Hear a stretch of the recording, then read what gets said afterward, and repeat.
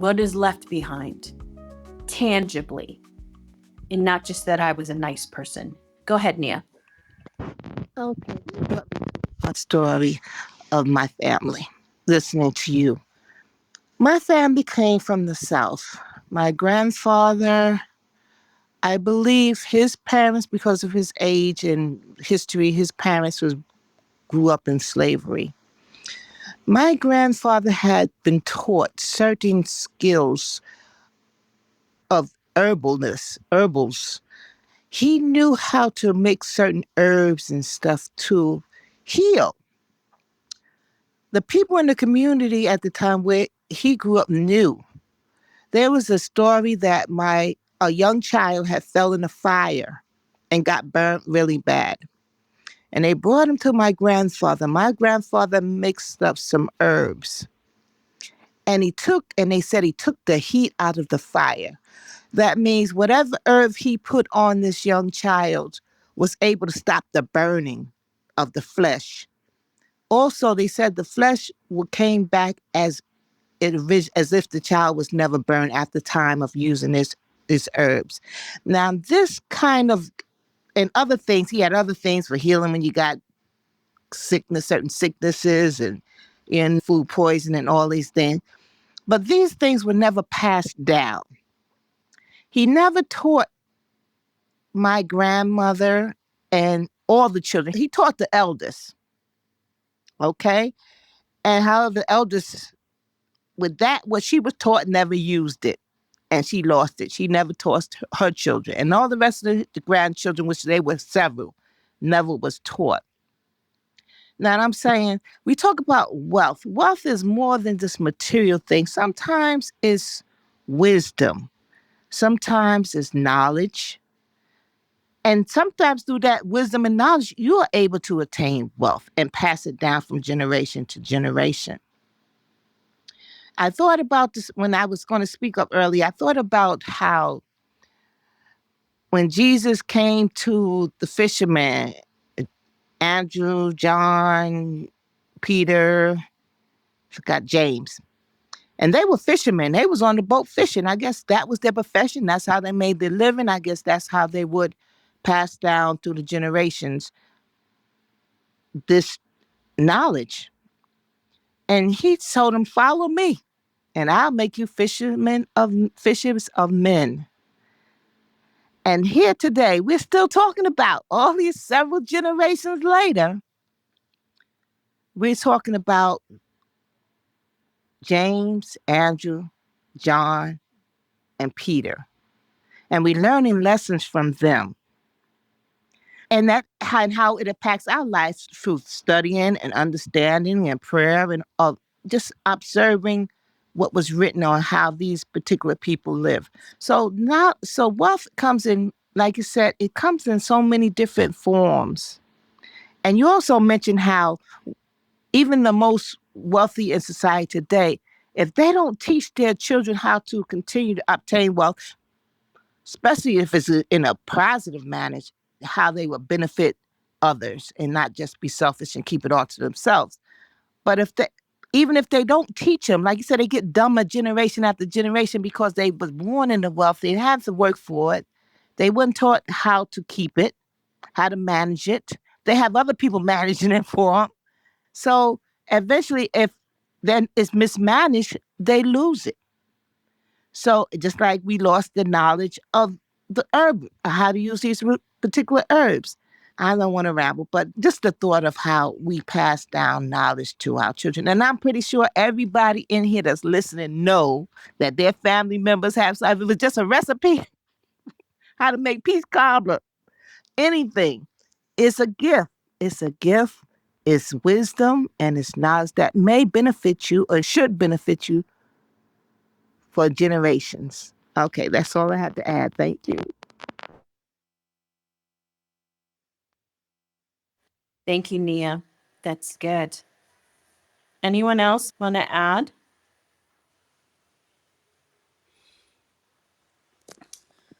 Good, good. So, again, there are action words.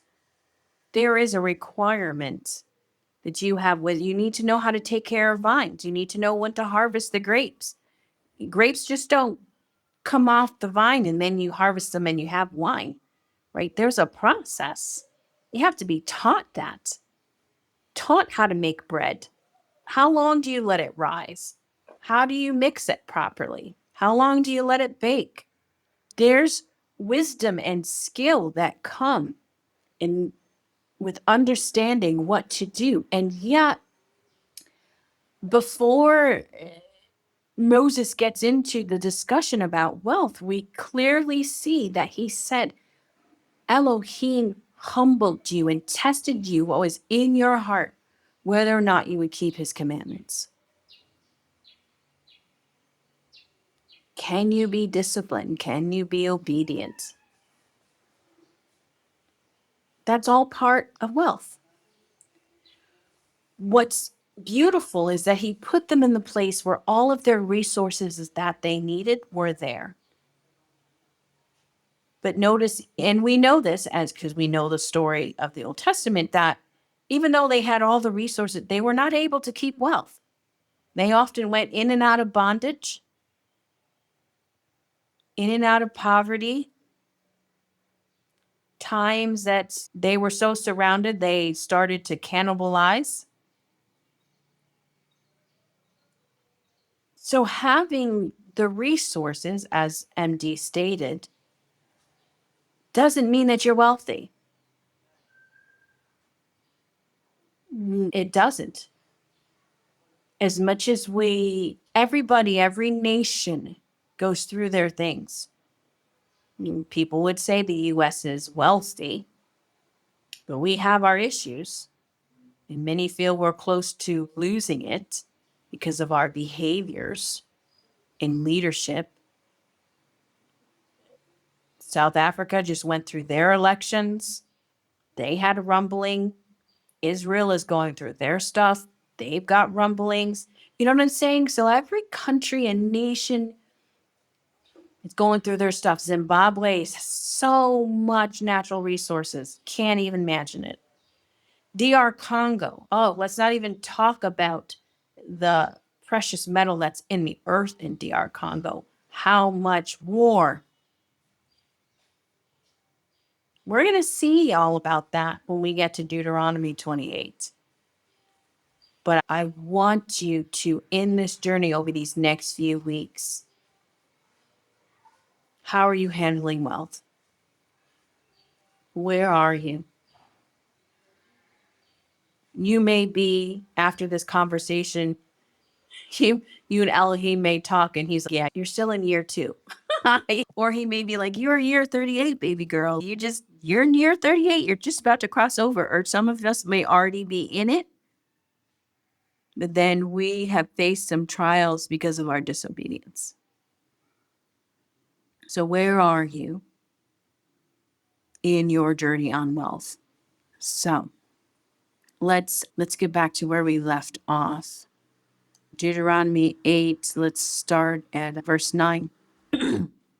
A land where you will eat food without shortage, where you will lack nothing. A land whose rocks are iron and whose hills you will mine copper. When you eat and are full, you will bless the Lord your God for the good land he has given you. Now understand that without the land, you can't have food without shortage, right? Without the land, you can't have iron to make weapons. You can't mine copper. Without the land, you can't have springs for water. You can't irrigate your fields. You need the land. You need the good land. And God gave them the good land. He gave it to them. He says, but in verse 11, be careful that you don't forget the Lord your God by failing to keep his commandments, his commands, ordinances, and statutes that I am giving to you today. And so when we think about the commands, ordinances, and statutes, we could go through the Torah from Genesis to Deuteronomy, particularly in Deuteronomy, Leviticus. We could see the statutes. Even if we just study the book of Deuteronomy by itself, we could get all the statutes that we need. And we're starting here in Deuteronomy, which prompts me that we may circle back and start from chapter 1 and go on and go back through, because we're looking at wealth. And it's clear what he's saying is you need to keep the statutes, the commandments, and the ordinances. There's some things that you have to do. It talks about the feasts in there. It talks about how you take care of the poor. It talks about how you eat. It talks about Jubilee. Like, wealth is not just one thing. There are commands, ordinances, statutes. It's a whole series of things. There's like a whole constitution, if you will. Every nation has a constitution that's supposed to protect the people, right? To how to govern their land. Deuteronomy is our constitution. We could say the whole book of the Torah, everything in it, and that's very important. But we're going to stick on wealth for a while, and so we'll be looking at that constitution, which is Deuteronomy. And we may eventually shift this into a study on Deuteronomy. We'll see how Holy Spirit leads. But if we want to walk into that wealth, there are responsibilities for wealth that we must keep. It is not just having your bills on auto pay, but the effects of your work should be that way. Okay. So, verse 10 again. So, when you eat and are full, you will bless the Lord your God for the good land he has given you. Be careful that you don't forget the Lord your God by failing to keep his commands, ordinances, and statutes that I am giving you today. When you eat and are full and build beautiful houses to live in, and your herds and your flocks grow large, and your silver and gold multiply, and everything else you have increases, be careful that your heart doesn't become proud and you forget the Lord your God who brought you out of the land of Egypt, out of the place of slavery.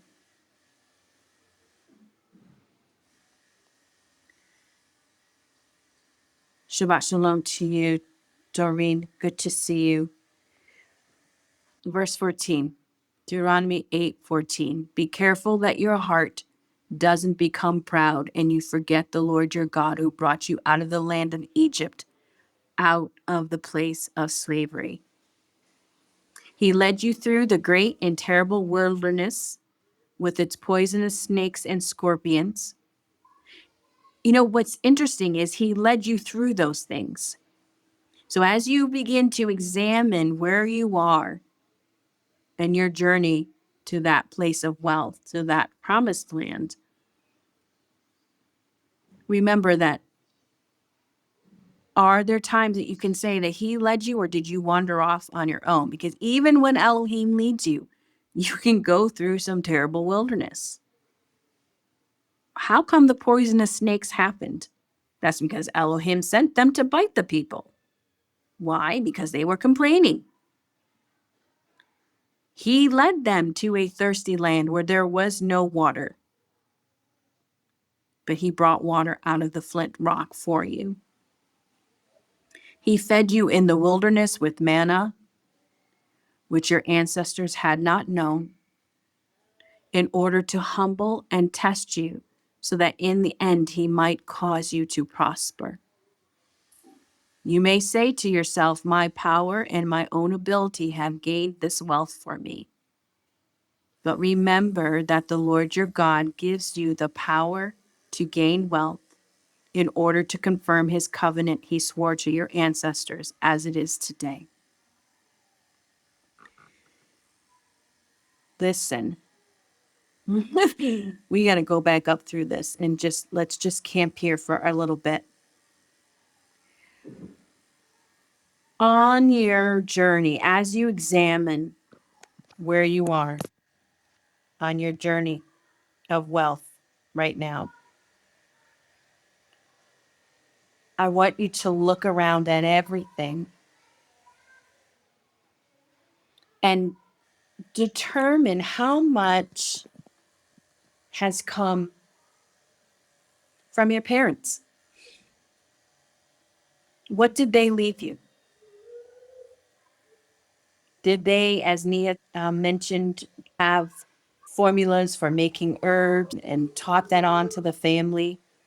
Did they leave you land? Did they leave you, as I was explain how I saw these little boys learning how to be shepherds? Did they teach you how to weave baskets? Did they teach you how to manage money? Did they teach you how to invest? Did they make sure you went to school and had an education and followed up on that? When you look at where you are right now in your wealth journey, know that there's a good percentage of what you're experiencing that is a direct correlation to what your parents have left for you. We're going to see that when we look at Deuteronomy 28, right? And yet Elohim has consistently said, I've done this because I swore it to your ancestors. Sometimes when I think about things that are going well for me, I honestly thank my mother, who's not here anymore. She was such a giver. My mom, she worked really hard. She was born and raised in Jamaica, so she was poor. She came to America as a maid. You could do that back then for a wealthy Jewish family. And she stayed with that Jewish family until she died. She did housekeeping and stuff for them. She was a maid. And because she was there, they helped pay for school. So my brother and I went to private schools. My mom was a giver, though. If someone that she knew was having a baby or something, she would cook for them, buy some clothes, always giving of her money, always to the last penny. Sometimes my brother and I would be so upset with her, like, why do you keep giving so much? But if you ask us now, we know that in some ways we are extremely blessed because our mom was a giver. She gave. And so we need to acknowledge, what was it that your parents left for you? Was it cursing? Was it blessing? Acknowledging what it is doesn't mean that you're any worse. Knowing what it is, you're not going to be worse off. Oh, my parents didn't leave me anything. Okay? Then is that part of the reason that you're in the situation that you're in? Because sometimes we can be really hard on ourselves, like I should be much further along. And again, I'll give the example of how I look at when I here in Kenya, when I was in Zambia, even in South Africa, when you would think about people who are poor, I'm telling you, in the West, you do not know poverty until you leave the West. You guys have no idea what being poor is. When you see that there are generations of poverty in some of these countries, just abject poverty, I would say to myself, why, Elohim? And you meet some people who barely scraping by, and then you find out that their parents were barely scraping by, and their children are like just on both sides of them. And I'm just like, okay, Father, but they're going to church. They believe God. As what's interesting to me is that I'm here, right? And I've experienced more of Kenya, even though this is probably, I spent more time in South Africa than I have spent in Kenya. But yet I seem to feel like I know Kenya a lot more than I did South Africa. And I would take the buses and things. It'd be amazing how conservative Africans are in general, how Christian based. Like I was watching the news and their president President Ruto of Kenya, was praying. Went to a prayer breakfast. He was leading prayer. You hear different speeches in him, and he's talking about God openly in the Bible, how they need God. You ride on the buses. They have these public buses, and many of these buses and these vans have Bible verses on them, playing Christian music when you're on, and you're just like, okay, so much of these Christian nations are still in abject poverty. What's up with that, Elohim? In America, you want to pray somewhere and they might arrest you, right? But then you have to think about what we're going to study when we get to Deuteronomy 28 and as we move along. Generationally, how many of these people are still worshiping their ancestors, slaughtering, going to the witch doctor, going to voodoo, going to those things is still also part of the culture. So I'm like, man, if you can't get rid of that, your land can't move out from under the curse that it's under. And so I forgot why I even went there. All right. Why did I go there? Oh, I was saying to look when you are thinking about your journey on wealth and where you are, that you need to look behind you at what did your parents leave for you? What did your grandparents leave for you? And some things we may find out are curses. Because I can tell on both sides of my family, there was lots of abuse. My mom suffered it and my dad delivered it. And I'm talking in their individual lives, not together. Right? So mom knew abusive families and abuse within the family growing up. And my father, the same thing. And he delivered abuse and was a pedophile. I'll just say that because it's true. And when I looked at some of the things when I was talking to Elohim, and I'm like, why? Why the mental illness that I have and the divorces that I've had and the infertility that I've, like, why? I love you. Why, God? And there were some things that were left to me. Now, it took me a while to walk it out, and Elohim brought it out. I did not do it on my own, but there were things that I had to do, right, to move within and be obedient to his will to walk my way out of it. And I'm like, man, I wasted 30 years. I wasted 20 years. What if I had done blah, blah, blah, blah, blah, blah, blah? But those were my things that I had to walk out. Think about these young people in the desert. When they left Egypt, it was like their whole life was ahead of them. In about 2 weeks, they were going to be in the promised land, everything that God thought promised them, everything their parents had talked about, and then bam, their parents' leadership comes into some agreement, and now they are stuck wandering in the wilderness for 40 years. And that's a curse. They are now stuck. They had a future, they had promises, they had things. Man, in 2 weeks, we're going to be in the promised land. And now for 40 years, they must wander in the wilderness like vagabonds. Because something their parents did, their leadership did. And not every single parent, but leadership did. And so here they were now. They were going to be stuck. And so think about, you're just a teenager thinking about what life is going to be like. And now you've got 40 years that you can't get to that place, no matter what you do. And so think about if you're 15 and 25 years later, you're 40, and you're like, man, we got another 15 years of this.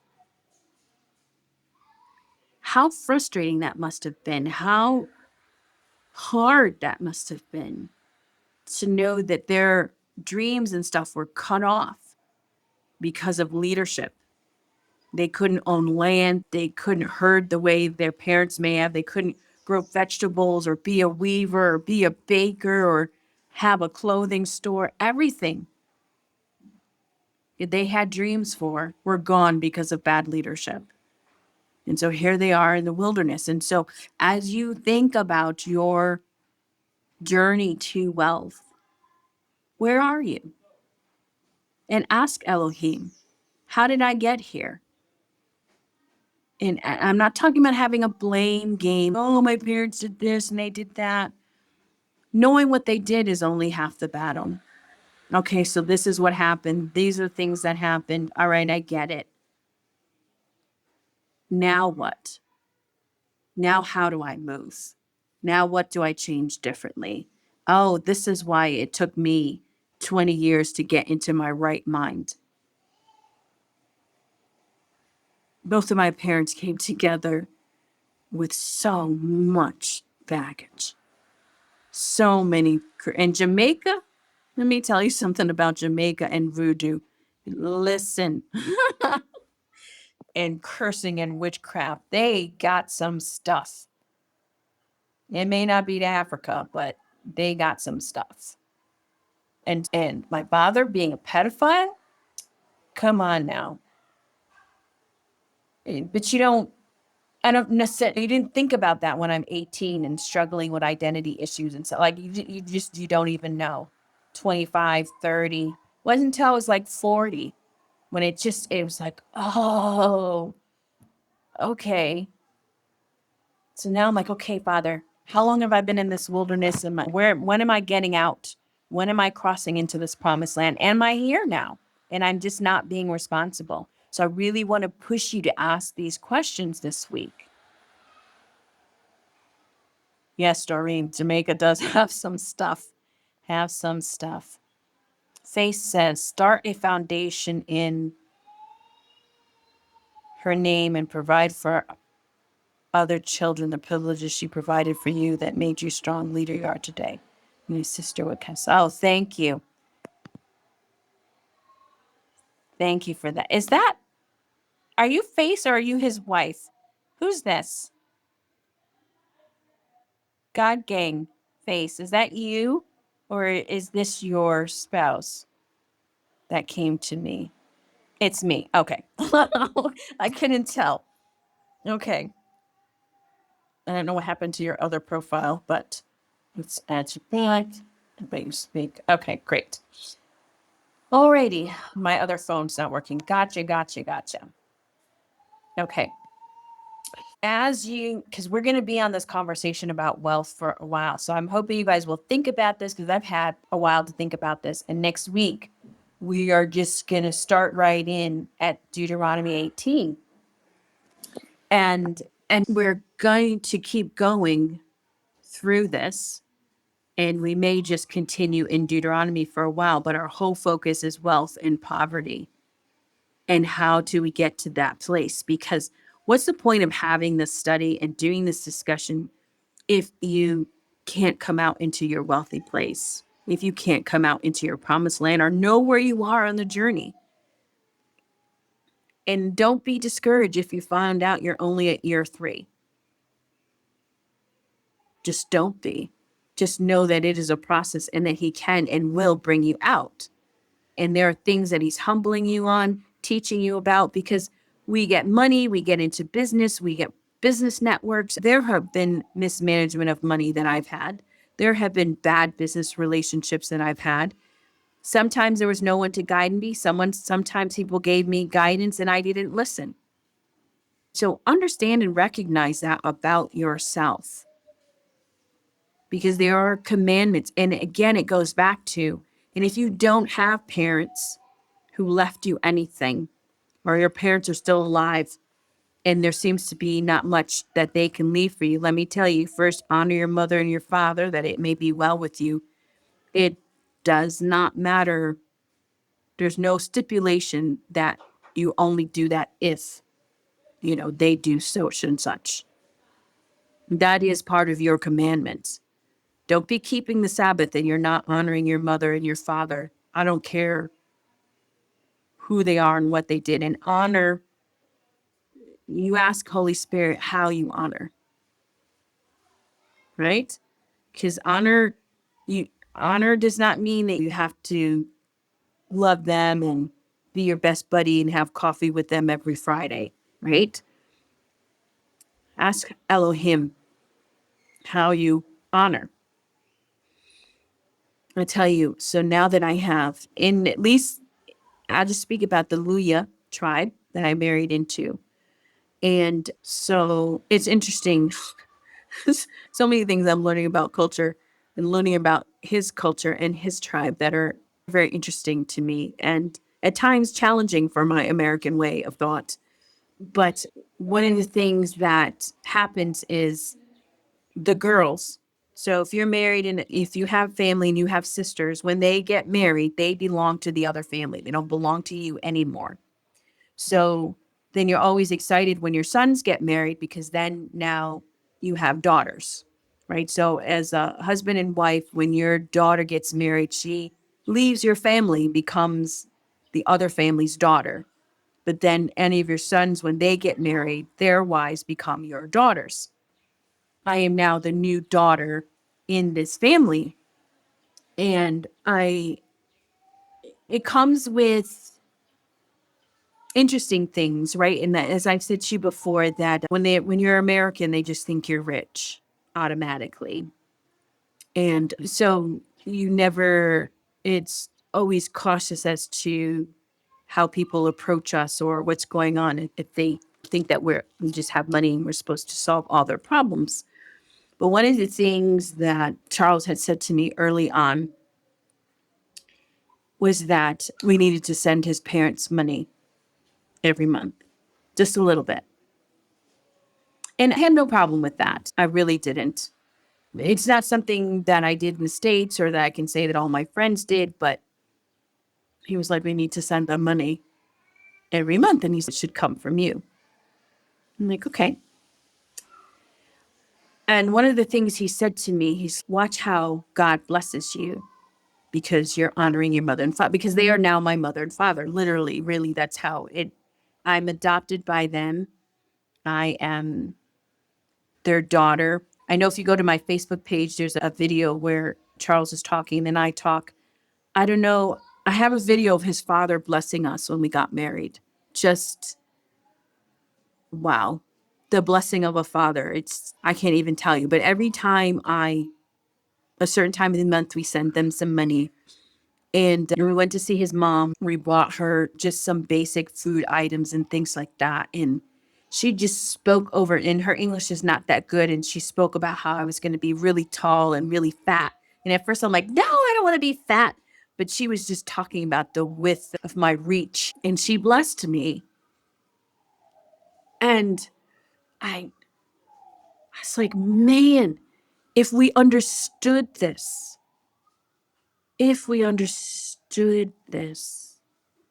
honor your mother and your father, that it may be well with you.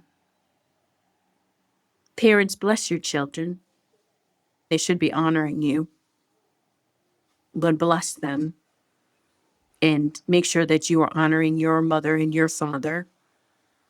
And Charles would say to me, in his cultures particularly, I think it's general across Africa, parents are supposed to take really good care of their children and provide them an education because when you get old, then your children take care of you.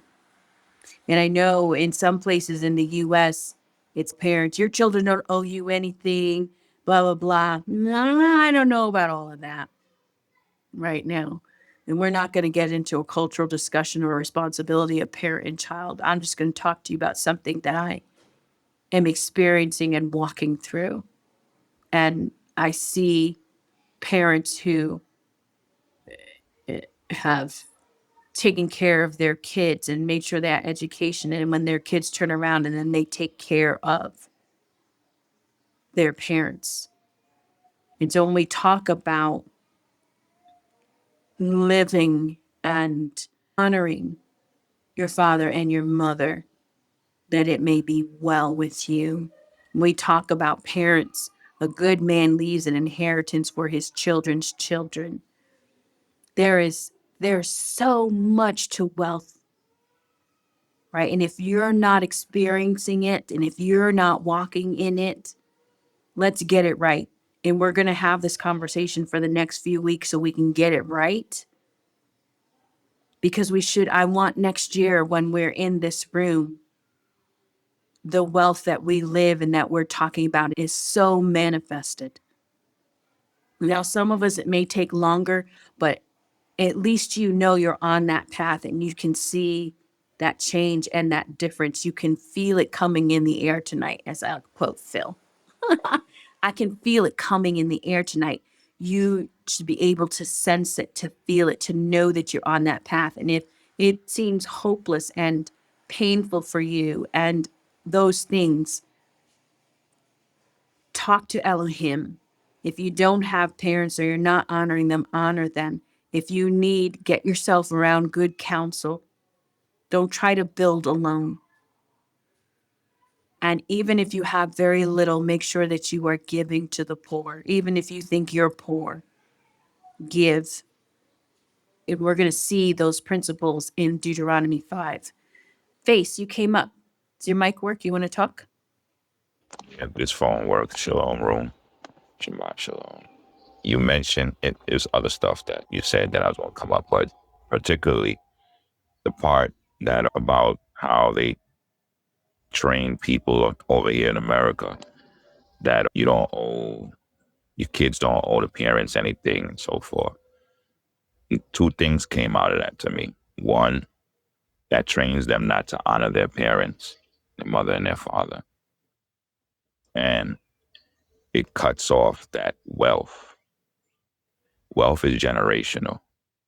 When you're rich, that's just for you. Now, when you don't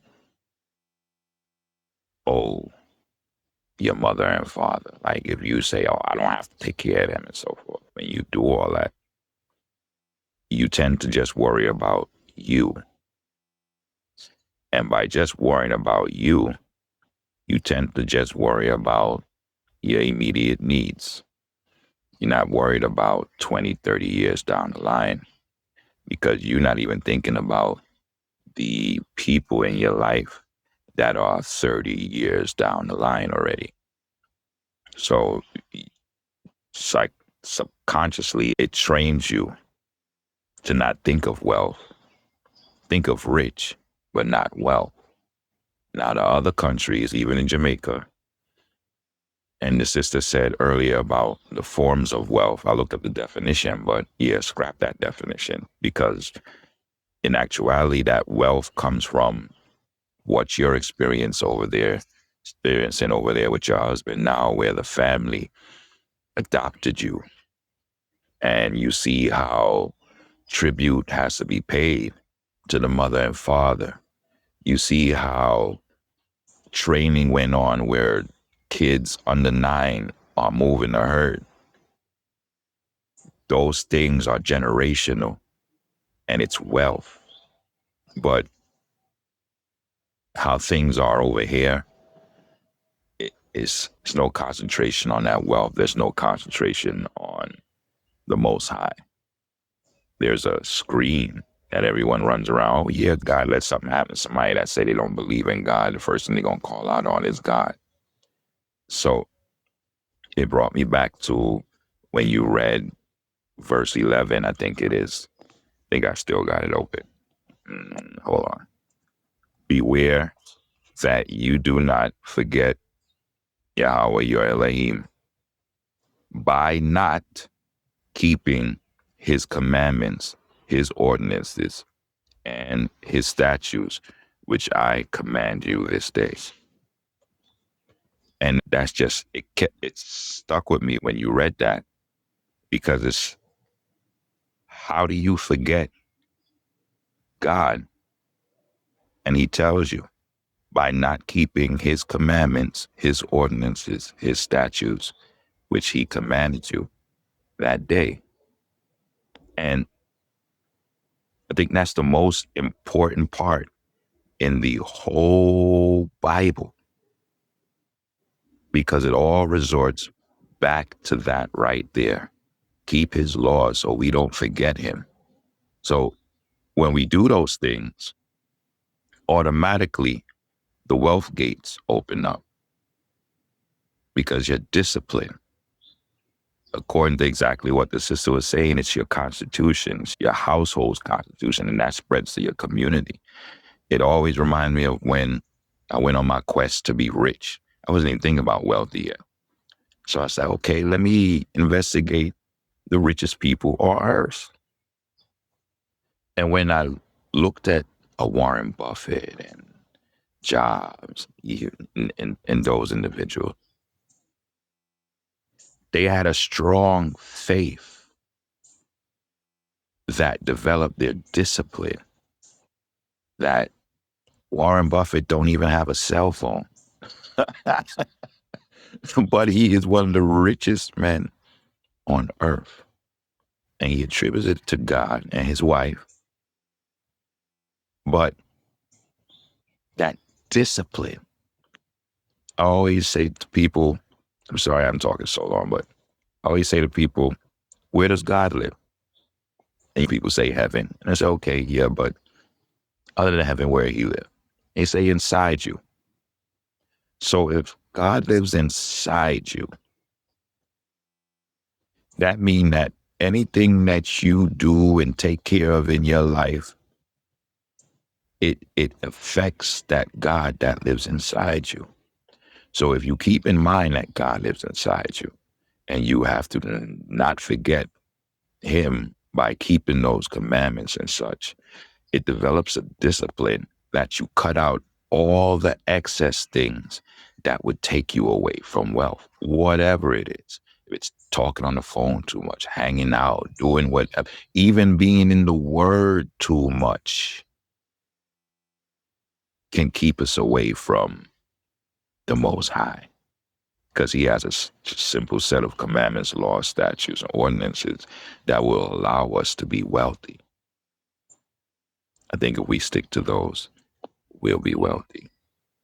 Like, I look at my state in life, like, my wife sleeps, so I could be truthful. And I complain because I look at people that I've helped. I've helped people get Grammys, get millions of dollars. And I look at me sometimes, man, as who I am, I should be further. But then she always reminds me, look at what you have. It's not a bragging thing, but it's looking what I have compared to others that I'd say, wow, like that, I helped that person and I need to be. No, those people still pay a mortgage.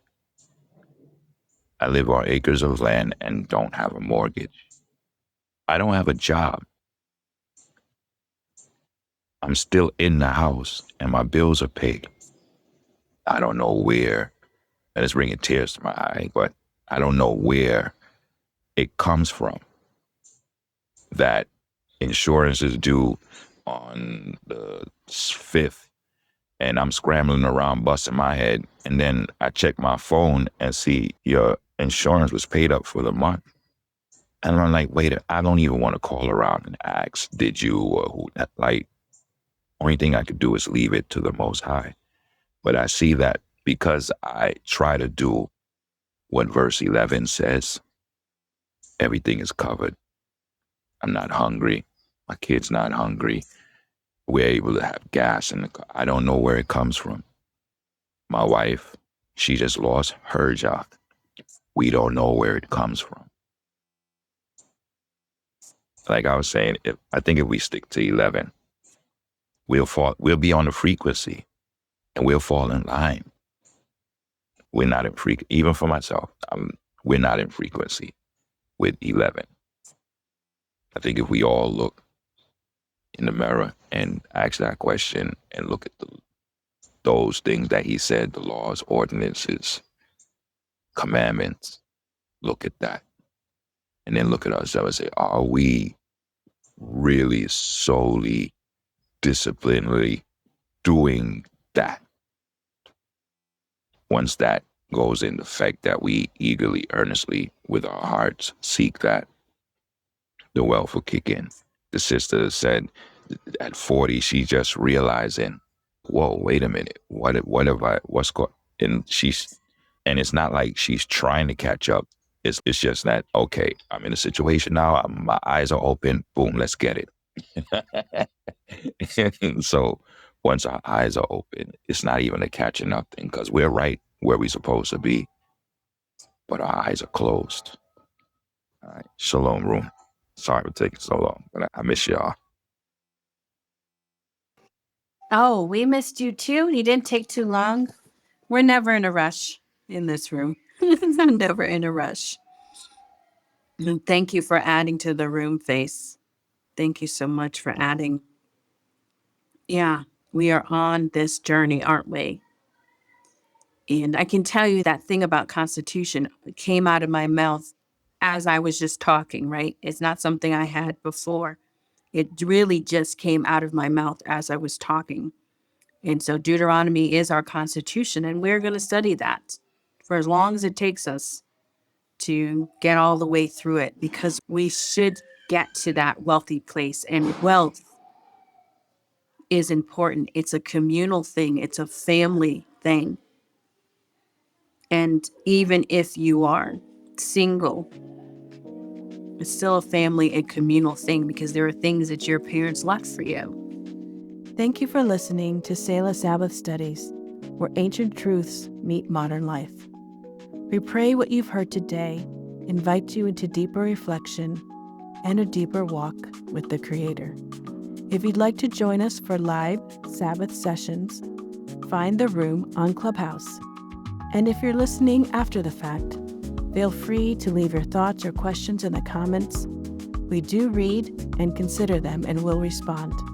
Until next time, pause, reflect, rise. This is Selah.